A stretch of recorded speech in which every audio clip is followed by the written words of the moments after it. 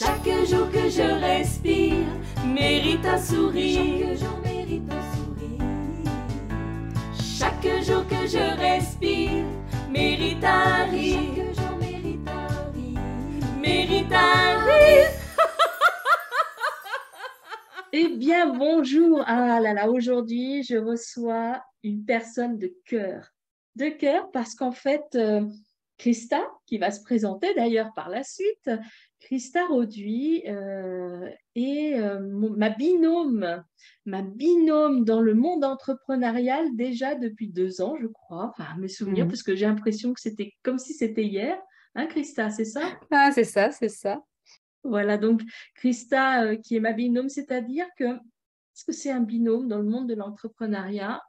Eh bien, Christa, elle est garante de ma bonne santé mentale, on va dire, et entrepreneuriale. C'est-à-dire que quand j'ai des moments de doute, eh bien, je fais appel à elle pour pouvoir partager mes doutes, partager mes joies aussi. Et puis, Christa est là pour m'apporter aussi des conseils ou pour absorber ce qui se passe en moi, pour me donner une nouvelle belle énergie. Et c'est ainsi, et ça se fait dans l'autre sens aussi, bien sûr. Donc, c'est très agréable de ne pas être seul pour avancer sur son chemin. Alors, c'est valable pour l'entrepreneuriat, mais c'est aussi valable dans la vie. Alors, Christa, est-ce que tu peux te présenter, s'il te plaît, ainsi que ta mission? Oui, avec plaisir. Merci déjà, Carole, de m'avoir invitée. Et comme tu as dit, c'est vrai que ça fait 2 ans qu'on se côtoie comme binôme, et c'est vraiment des moments très, très riches émotionnellement, humainement, de partage, de soutien dans nos entreprises respectives. Donc déjà, merci pour ce soutien et ces beaux partages qu'on a ensemble. Alors, qui je suis? Je suis Christa, comme tu l'as dit. J'aime à dire que je suis activatrice de potentiel. J'ai vraiment cette capacité, cette zone de génie d'activer tout ce qui est vraiment de projet, de rêve dans la matière, dans le concret pour les personnes qui viennent me trouver dans mon travail de coach. Et j'ai créé au fil des années, il y a ma méthode que j'ai appelée la méthode L. Et cette méthode, elle me permet vraiment d'inspirer des femmes, que j'aime à dire audacieuses, qui osent leur vie, à déployer leurs ailes et vraiment à pouvoir s'épanouir pleinement dans leur quotidien. Et je les accompagne à transformer leur vie et à rendre leurs rêves possibles. Ah, c'est super. Alors, il n'y a pas que la méthode L, hein, parce que là, ce mois-ci, c'est un mois important pour toi, ce merveilleux mois d'octobre, parce que tu lances ta nouvelle académie. Est-ce que tu peux nous en parler, s'il te plaît? Oui, ça c'est vraiment un immense projet de cœur que j'ai depuis quelques années et qui est en train justement de se matérialiser parmi mes rêves, qui va vraiment permettre de contribuer à plus grand pour que chaque personne, chaque femme puisse prendre sa place, oser. Et j'ai eu envie de permettre à d'autres femmes d'utiliser ma méthode, elle, d'avoir accès à cette méthode par cette académie qui va offrir une formation complète de coaching holistique, un mélange entre coaching et énergétique, spiritualité, pour que des thérapeutes, que des personnes qui souhaitent se reconvertir professionnellement ou également des personnes qui travaillent avec l'humain dans l'enseignement, dans le social, dans la santé, aient accès à ces outils de coaching, à cette belle palette de toutes mes couleurs de coaching et qu'elles puissent à leur tour, utiliser ma méthode pour accompagner dans leur quotidien d'autres personnes. J'ai vraiment cette envie de contribution à amener ça à plus grand pour permettre que tout un chacun soit épanoui autant dans sa vie personnelle que professionnelle, comme moi-même, je l'ai été en découvrant le coaching. Alors, est-ce que tu peux nous donner le nom de l'académie et surtout la date de la rentrée? Oui. Alors, l'académie, elle va s'appeler la Christa Coaching Academy. Je lui ai donné le sous-titre de l'Académie des audacieuses inspirantes. Et le départ, l'entrée officielle de l'Académie, ça va être le 25 octobre. Voilà, donc c'est bientôt, vous voyez, il ne reste plus beaucoup de jours pour pouvoir s'inscrire à l'académie. Donc le lien est en dessous, bien sûr, le podcast. Et je vous invite vivement, si vous êtes intéressé et vous êtes dans cette démarche d'être à la fois audacieuse et d'avoir cette envie et ce besoin d'être inspirante aussi, donc audacieuse, inspirante, de vous inscrire à l'académie de Christa. Alors maintenant, Christa, on va venir aux questions habituelles qui sont posées aux invités. Je vais commencer par te demander qu'est-ce qui te met en joie? Alors moi, ce qui me met en joie, vraiment, niveau professionnel déjà, c'est ce fait de voir le changement chez les femmes que j'accompagne. Ça, c'est quelque chose vraiment qui m'épanouit professionnellement. C'est pour ça que j'ai choisi d'être coach, d'aller dans ce sens d'activatrice de potentiel, parce que quand je vois le changement qu'il y a chez elles dans leur vie privée, dans leur vie professionnelle, dans leur aussi physique, dans leur façon d'être, leur confiance en elles, leur estime, ma vie, elle est pleinement épanouie. Donc, c'est vraiment moi ce qui me met en joie professionnellement et personnellement. Ce qui me met en joie, c'est vraiment de passer du temps avec ma famille, avec ma fille. Et j'adore vraiment, je dis toujours que ma fille, ça a été certainement mon plus grand mentor, mon plus grand coach. Et j'adore la voir évoluer, jouer, rire, cette énergie vraiment de l'enfant qui me ramène à ma petite Christa intérieure. Et ça, c'est quelque chose qui me met vraiment en joie aujourd'hui. Ça, c'est superbe.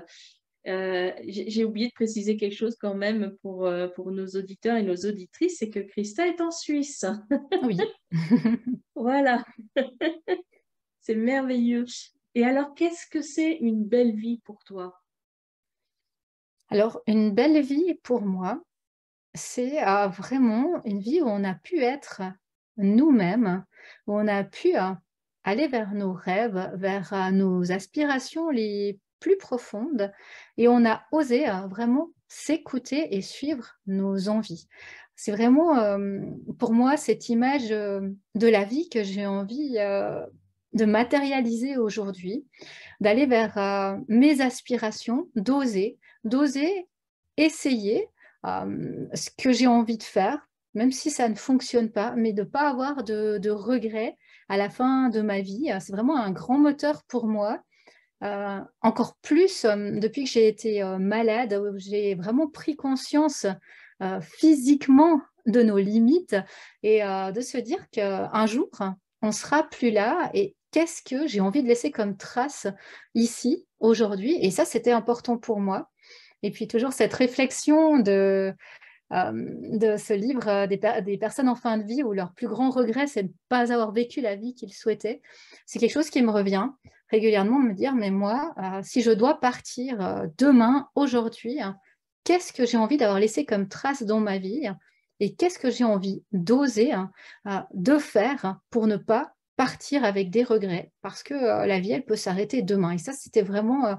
pour moi, c'est vraiment mon moteur actuellement et dans mes démarches. Et c'est ce qui me permet cette audace au quotidien.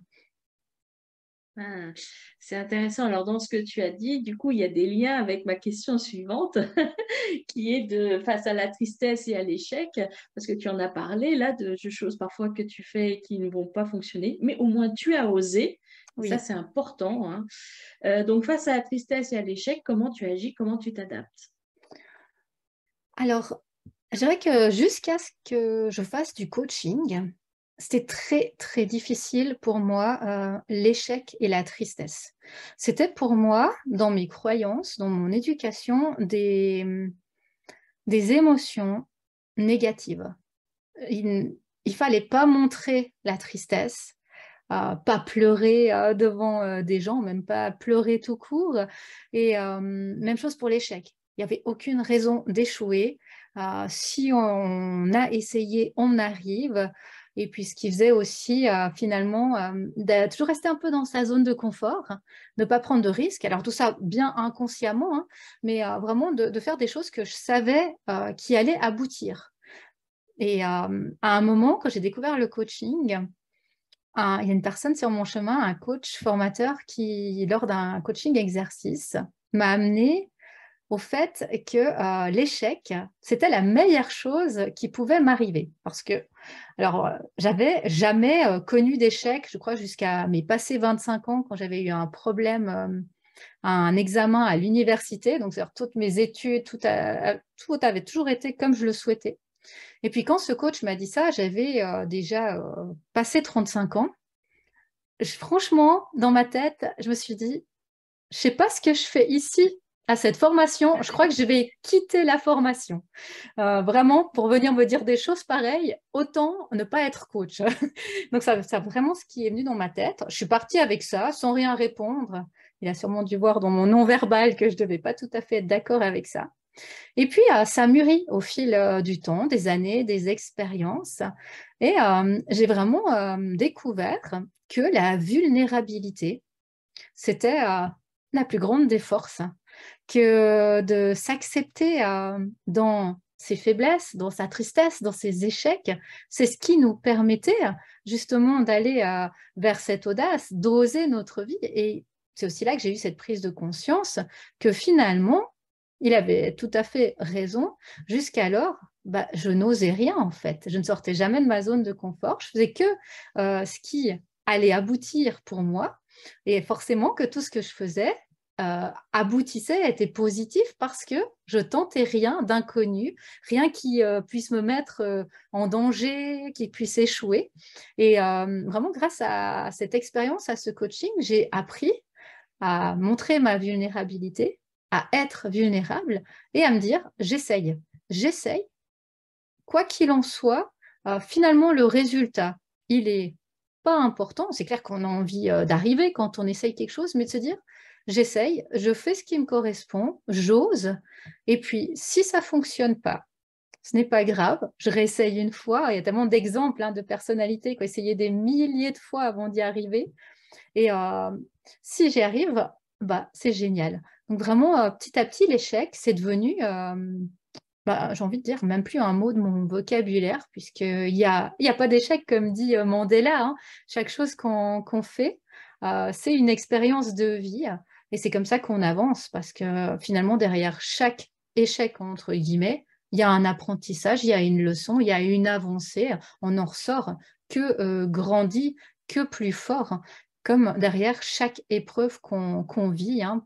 Par rapport à la tristesse aussi, ça m'a beaucoup aidé de voir derrière chaque épreuve qu'on vit, derrière chaque adversité, une leçon à apprendre. Rien n'arrive jamais par hasard.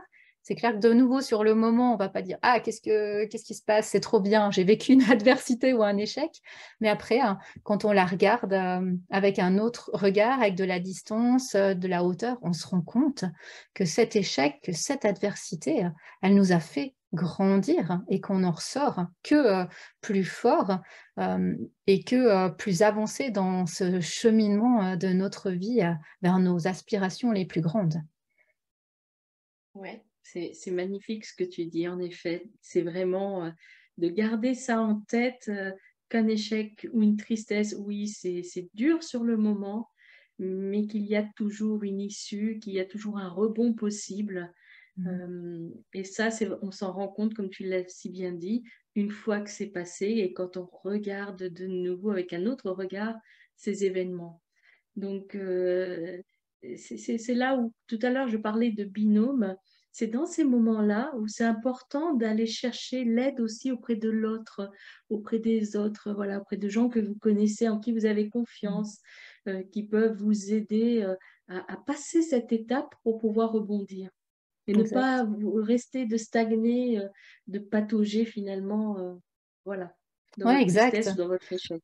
Oui, mais tu vois, ça me permet de rebondir sur ce que tu dis, que justement, dans mes croyances, il y a vraiment cette croyance de je dois, je veux, je peux me débrouiller seule, j'ai besoin de personne pour avancer. Et derrière aussi, cette vulnérabilité, c'est ce que tu partages là, de dire mais c'est avec les autres qu'on peut grandir, qu'on peut avancer, qu'on peut se fortifier, qu'on peut voir les choses sous d'autres angles, vraiment de cette vulnérabilité et de l'entraide.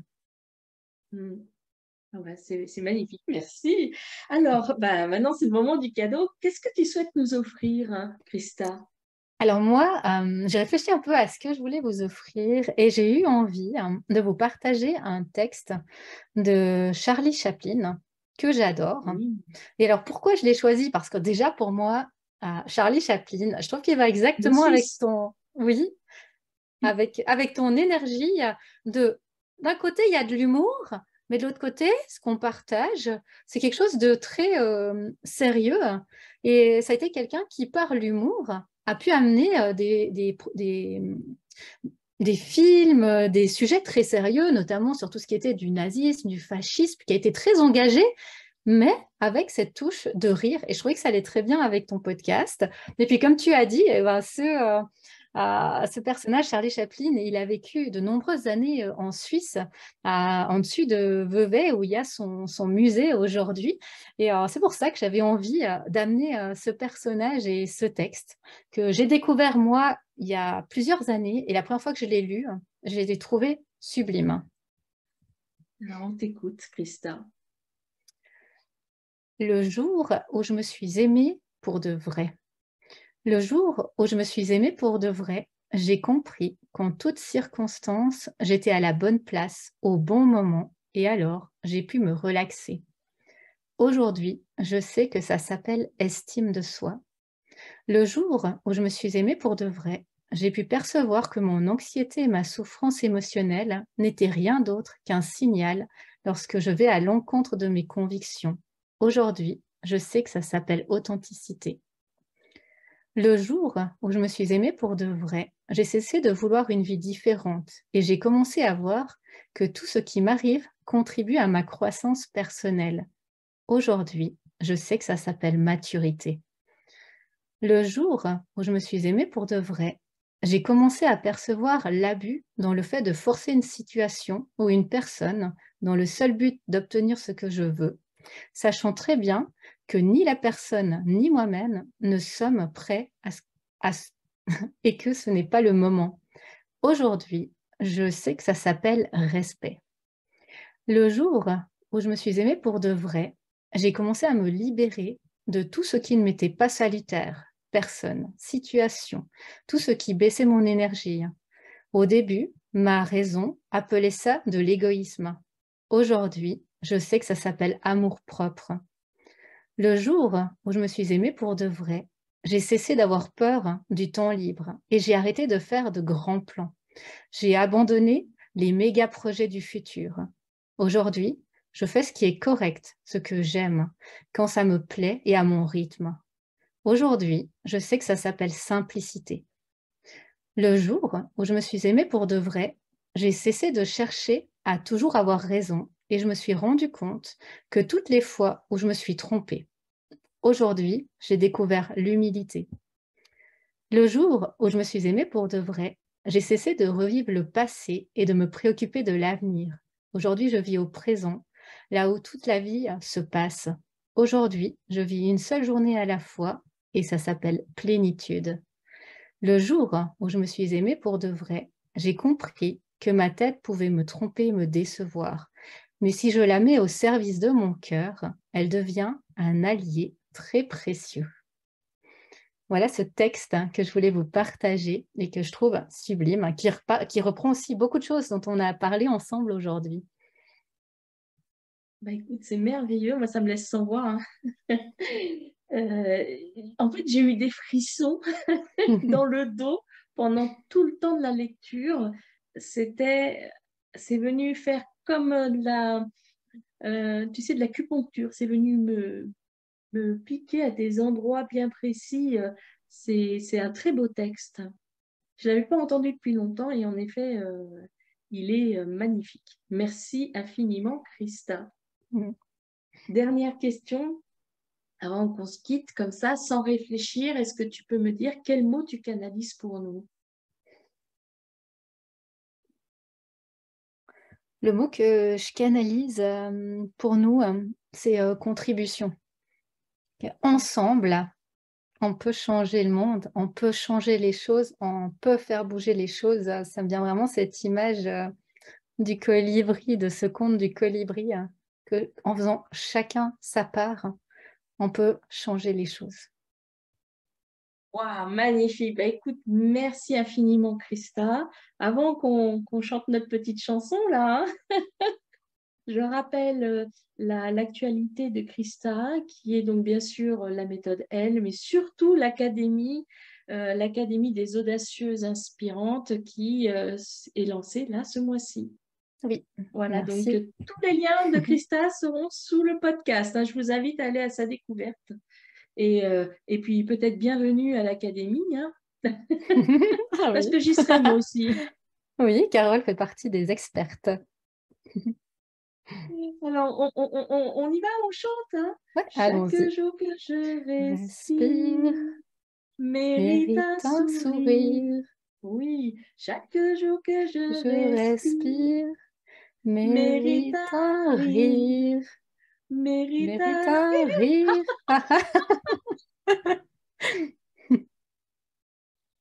Merci Christa, à bientôt. Merci Carole, bye bye à tout le monde. Chaque jour que je respire mérite un sourire. Chaque jour mérite un sourire. Chaque jour que je respire mérite un